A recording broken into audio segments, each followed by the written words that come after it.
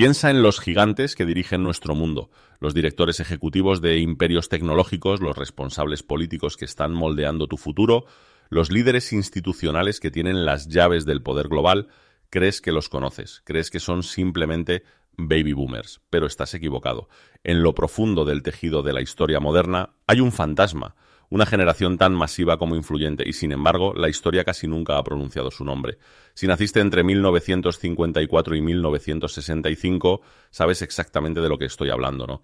Esa extraña y persistente sensación de estar presente en cada gran transición de la era moderna y sin embargo de alguna manera estar incluido en la historia de alguien más.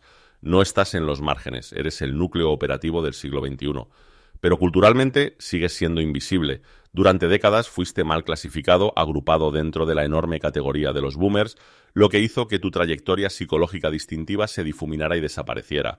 Tus años formativos fueron diferentes, tu entrada en la economía fue diferente, toda tu relación con el riesgo y el éxito fue forjada en un fuego que nadie más tuvo que enfrentar. Esto no es solo otro grupo demográfico. Es una cohorte definida por un tipo único de resiliencia y una lucha interna y silenciosa por la identidad.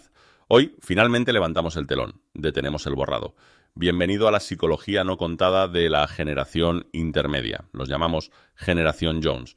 Para entender por qué esta generación se siente tan desplazada hoy, tenemos que mirar atrás al mundo que la crió.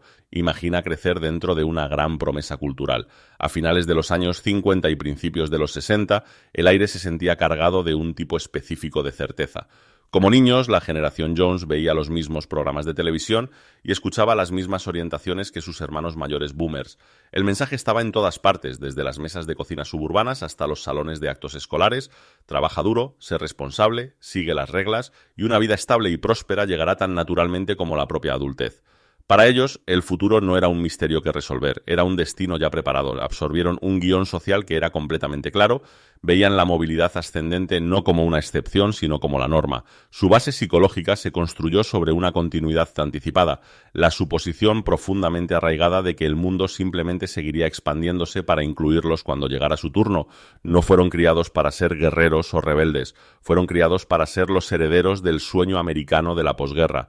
Pasaron su infancia preparándose meticulosamente para un juego donde las reglas eran justas y el premio estaba garantizado. Pero, ¿qué sucede cuando pasas años entrenando para una carrera solo para descubrir que cuando llegas a la línea de salida la pista ha sido demolida? La tragedia de la generación Jones no es solo que haya enfrentado dificultades, ¿no? Es el momento en que ocurrieron esas dificultades.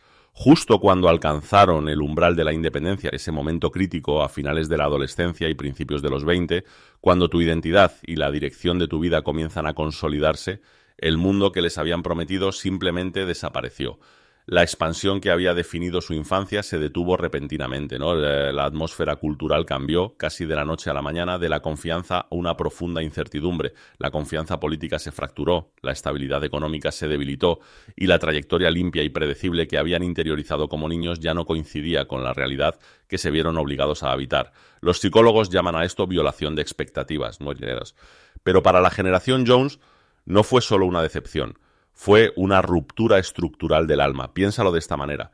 Te entregaron un mapa detallado al nacer. Pasaste 20 años estudiando cada camino, cada giro y cada destino en ese mapa. Pero en el momento en que saliste por la puerta para comenzar tu viaje, te diste cuenta de que el terreno había cambiado. Los caminos habían desaparecido. Los puentes estaban rotos. El mapa en tu mano era perfecto, pero el mundo bajo tus pies era irreconocible. Entraron en la adultez con un contrato interno claro. La estabilidad seguiría al esfuerzo. La seguridad seguiría a la responsabilidad. Habían ensayado esta creencia en cada lección escolar y en cada consejo parental. Pero la realidad, los caminos de entrada se estrecharon, los costos de la vivienda se alejaron mucho más allá de su alcance. Las garantías de empleo a largo plazo comenzaron a desmoronarse. Incluso aquellos que hicieron todo correctamente, los que siguieron todas las reglas, se encontraron con un mundo volátil que se negó a corresponder. Esto creó una disonancia cognitiva duradera. Una sensación de que una promesa había sido retirada silenciosamente sin que nadie admitiera jamás que se había hecho en primer lugar. Para la generación Jones, el suelo no solo tembló, cambió permanentemente justo cuando sus vidas adultas comenzaban. Cuando el suelo cambia bajo tus pies, justo cuando intentas ponerte de pie, aprendes una lección dura. La estabilidad no es un derecho de nacimiento, es algo que debes construir ladrillo a ladrillo y luego defender con todo lo que tienes.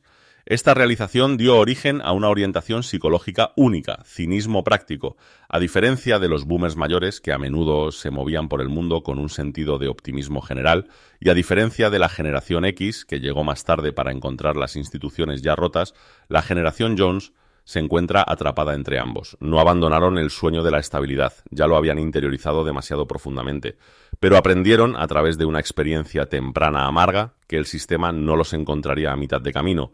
Para ellos, el trabajo se convirtió en algo más que un salario, se convirtió en una fortaleza.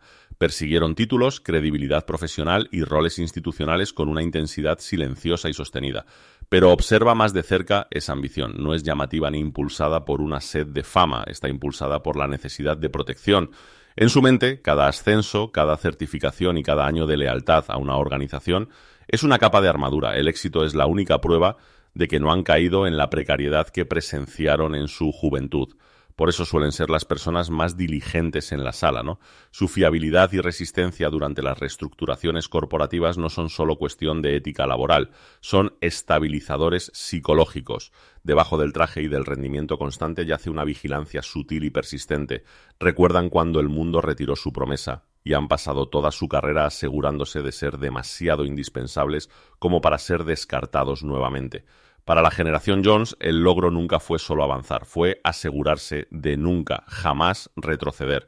La generación Jones ocupa una posición estrecha pero agotadora en la historia, ¿no? Son la última cohorte que pasó su infancia en un mundo completamente analógico y la primera obligada a pasar sus años laborales más productivos construyendo el mundo digital, ¿no? Recuerdan el peso táctil de los teléfonos de disco, el ritmo mecánico de las máquinas de escribir y la permanencia de los sistemas en papel. Pero no solo presenciaron la revolución digital, la operacionalizaron. Se convirtieron en los traductores, explicando estructuras heredadas a colegas más jóvenes y nuevas herramientas a sus jefes boomers mayores. Este es el origen de lo que llamamos fatiga de puente, ¿no? Para los que están por encima, a menudo parecen demasiado dispuestos a revisar la tradición. Para los que están por debajo, parecen extensiones de la vieja guardia.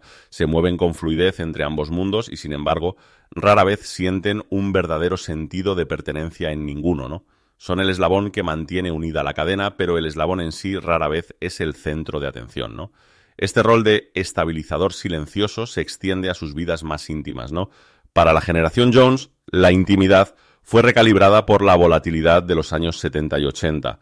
Heredaron un modelo de amor de mediados del siglo, uno definido por la resistencia y la provisión, pero construyeron sus familias en una época en la que la estabilidad ya no podía asumirse. Como resultado, tradujeron amor en responsabilidad. Puede que no sean la generación de la vulnerabilidad verbal o del romance expresivo. En cambio, sus señales emocionales se encuentran en hipotecas pagadas, carreras sostenidas a pesar de despidos y estructuras familiares mantenidas intactas a pesar de tormentas externas. La contención emocional no era indiferencia, era control. Cargaban con sus responsabilidades en privado para que sus familias no tuvieran que hacerlo. Para esta generación, la fiabilidad reemplazó la tranquilidad. Los actos reemplazaron las declaraciones. Amaron a través de la estructura, creyendo que el mayor regalo que podían dar era un mundo que permaneciera estable, incluso cuando sus propios corazones estaban cansados. A medida que la generación Jones entra en el ocaso de sus carreras, comienza a surgir una pregunta silenciosa e inquietante. ¿Fue suficiente no solo las cuentas bancarias o los títulos profesionales, sino la narrativa? Toda esa resistencia finalmente se tradujo en la vida estable que les prometieron cuando eran niños, o simplemente pasaron toda una vida estabilizando un mundo que nunca llegó a asentarse realmente. Para una cohorte que fusionó su propia identidad con su contribución a la sociedad, la jubilación es más que una transición económica. Es una profunda crisis de identidad. Cuando los roles se aflojan y las puertas de la oficina se cierran, muchos se encuentran frente a un vacío desconocido, una identidad sin una función constante. Después de décadas utilizando el logro como escudo, estar sin esa armadura puede sentirse como una exposición peligrosa. Pero hay otra forma de leer esta historia. La generación Jones no fracasó en heredar la estabilidad. Logró una hazaña mucho mayor. Llevó la llama de la continuidad a través de una enorme ruptura histórica. Absorbió los choques sistémicos de 2 siglos, la muerte del mundo analógico y el nacimiento de la era digital, y aún así construyó las instituciones, familias y estructuras que el resto de nosotros ahora habitamos con tanta facilidad. Su historia no está incompleta porque le faltó éxito. Está incompleta porque rara vez ha sido plenamente nombrada. Así que, a la generación nacida entre líneas, aquellos que sostuvieron el centro cuando el suelo se movía. Los vemos. Su legado no es solo lo que construyeron, es el hecho de que nunca soltaron el puente mientras todos lo cruzábamos. Es hora de finalmente llamarlos por su nombre.